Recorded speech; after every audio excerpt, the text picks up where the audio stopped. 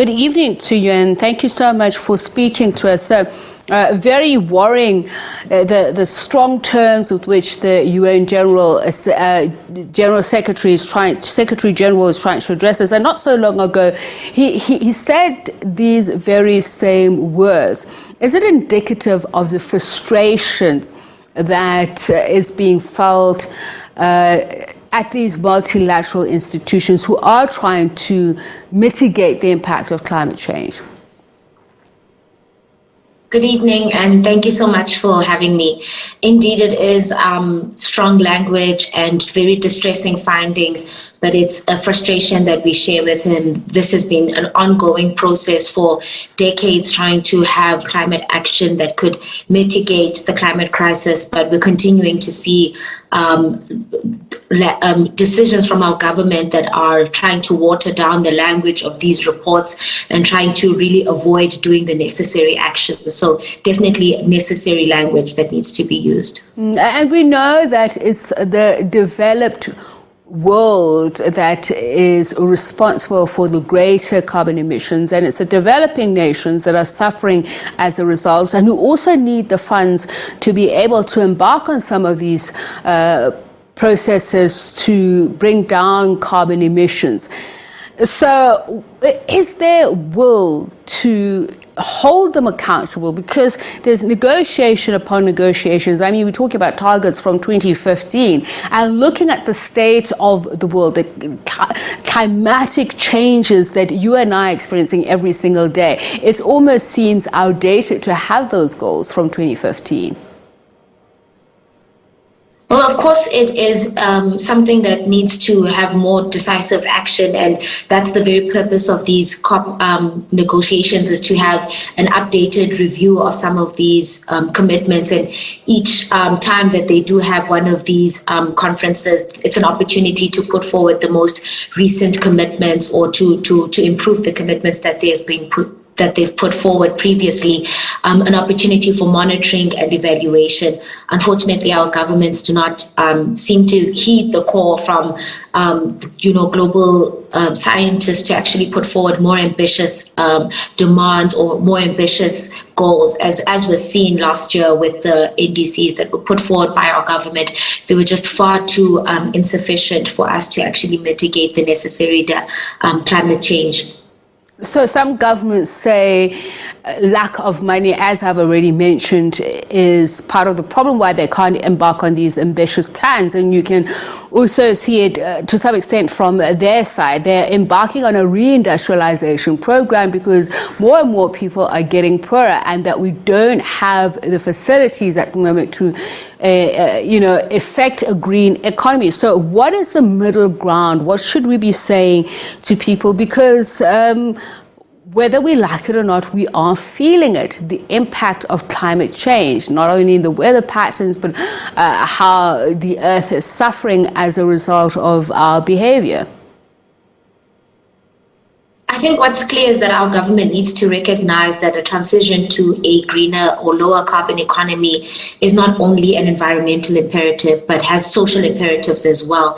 If we continue at the trajectory that we're going on right now, we're going to see job losses, scarcity and poverty, regardless of the interventions made. So it's something that they need to prioritize now to mitigate the impacts, the socio-economic impacts that we're going to see further down the line as a result of global warming. Already last year, we've seen reports from the World Meteorological Organization that our GDP is set to contract by 3% by 2050. So this is a reality our government needs to recognize, that if they don't make the initiatives right now, that will become our reality. Scarcity, poverty will become more widespread than it already is right now.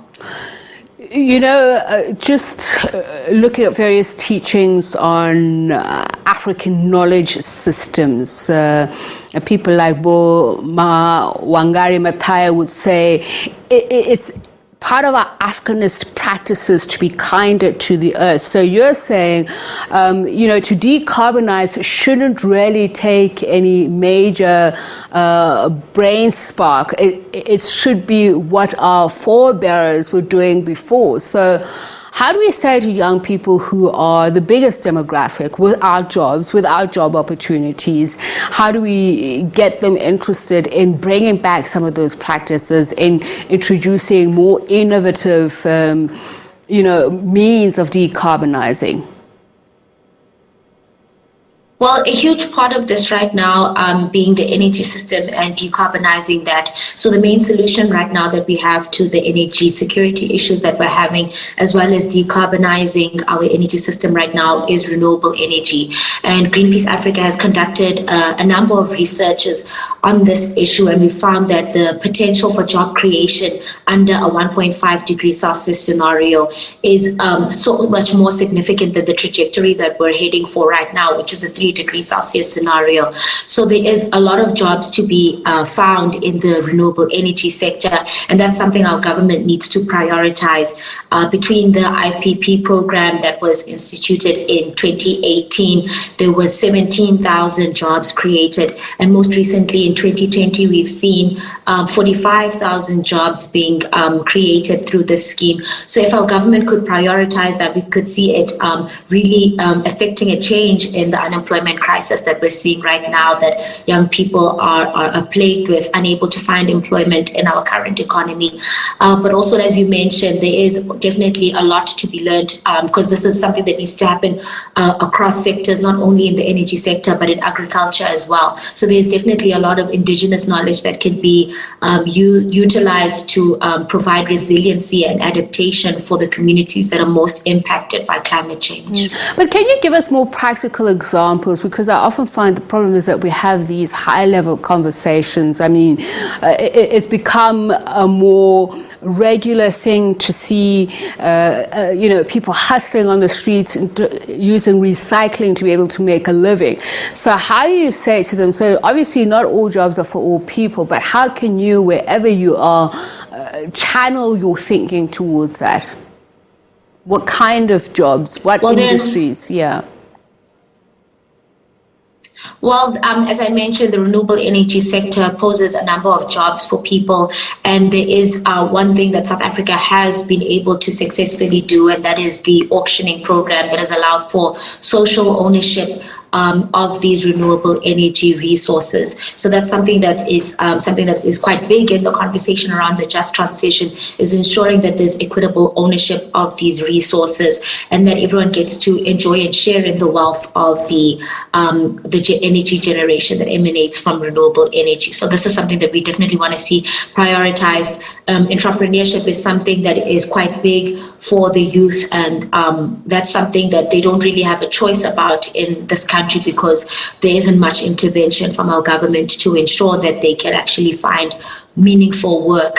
So that's an area that we definitely want to see developed, and one in which we encourage the youth to enter into social ownership of these renewable energy resources. And is there enough focus on vulnerable communities, because those are the ones that are most impacted? I mean, if you look at some of the renewable energy projects, which some, activists say threaten the environment, has seen poor people kicked off their land, sort of a land grab by big corporates.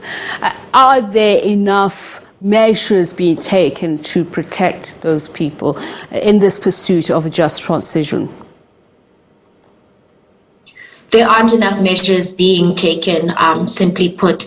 I think in our policy documents, as we know, South Africa is very good with policy, but when it comes to implementation, that is a major shortfall. So in our nationally determined contributions, which we submitted at COP26 last year in November, there was mention of indigenous communities, there was mention of women, and definitely these vulnerable groups that we want to see represented and put on a platform. But the mention of them was quite limited, and we need our policies that are developed to further ensure that these groups are protected. But at the very same time, we're finding that our government is making policy decisions that are in contradiction of this. So your viewers may be familiar with the communities of Ekolobenu, Umfolodzi, that are experiencing challenges with the extractivist industry, and as a result are experiencing physical, sexual violence on them on a daily basis. And instead of protecting serving these communities, our Minister of Environment has seen fit to actually repeal a piece of legislation that ensures that these communities can be consulted whenever there is a development in this area. So this decision by our government to repeal this piece of legislation is tantamount to an act of violence, because she is aware of what the conditions in these communities are and how this legitimizes the violence that they're already experiencing at the hands of community members or even the corporations themselves. All right, thank you so much for speaking to us and sharing your insights. Thandile Chinyavanhu is a climate and energy campaigner at Greenpeace Africa. And of course, South Africa says it's adopted its own vision of a just transition. And it says it's in the context of widespread poverty, inequality, unemployment, and an urgent need for economic recovery.